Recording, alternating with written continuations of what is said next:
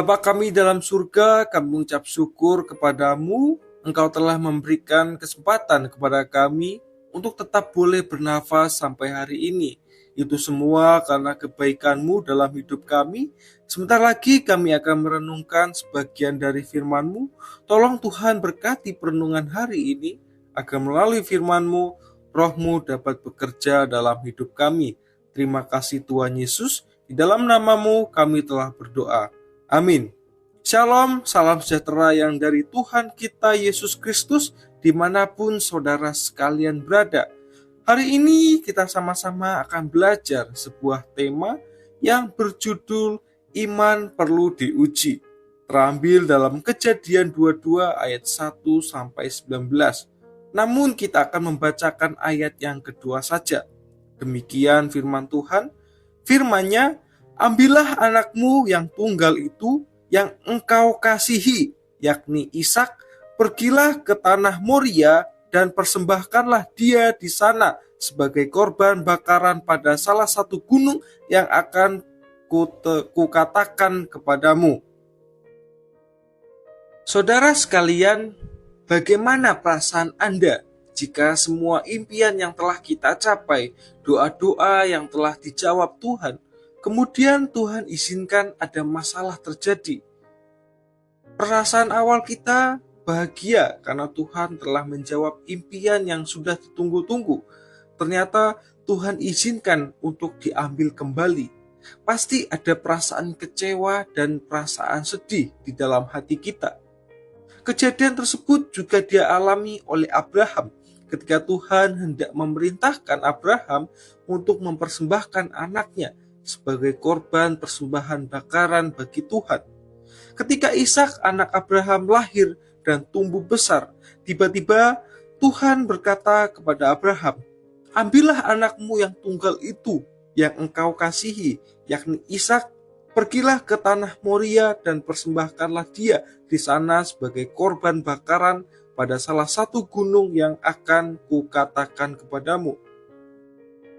Dalam penantian yang sangat panjang, sekitar 20 tahun lebih, dan penantian yang penuh dengan sukacita, duka cita, ada momen tidak percaya kepada Tuhan sepenuhnya, ada waktu kompromi dengan janji Tuhan.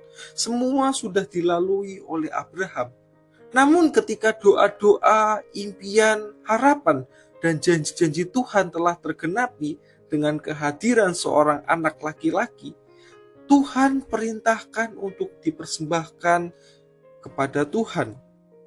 Perasaan manusia secara umum pasti ada perasaan yang sedih dan kecewa dalam diri Abraham. Walaupun di dalam Alkitab tidak tercatat, tetapi pasti ada perasaan yang hancur di dalam diri Abraham. Anak satu-satunya yang Tuhan beri tiba-tiba diminta kembali oleh Tuhan. Mungkin ada perasaan untuk menolak perintah Tuhan itu.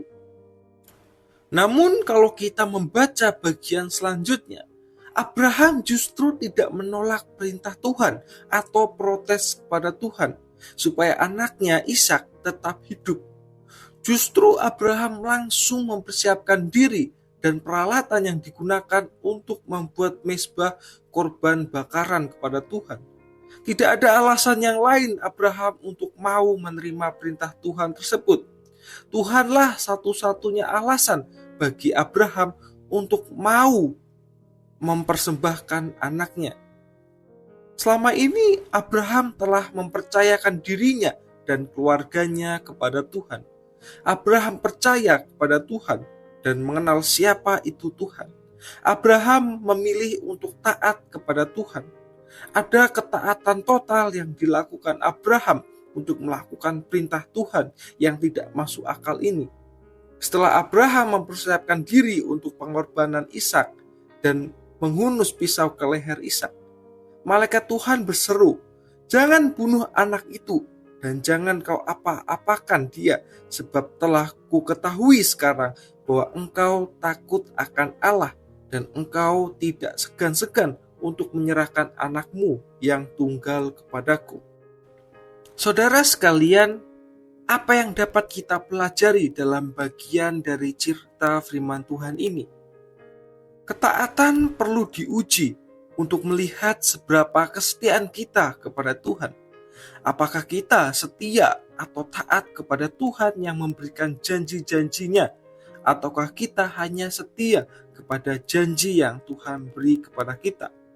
Abraham telah lulus uji bahwa ia setia kepada Tuhan sumber pengharapan itu. Bagaimana dengan kita? Apakah kita taat kepada Tuhan yang sumber berkat, atau kita hanya taat kepada berkat-berkat Tuhan saja? Ujian terhadap iman kita akan membuktikan diri kita yang sebenarnya di hadapan Tuhan. Amin untuk firman Tuhan.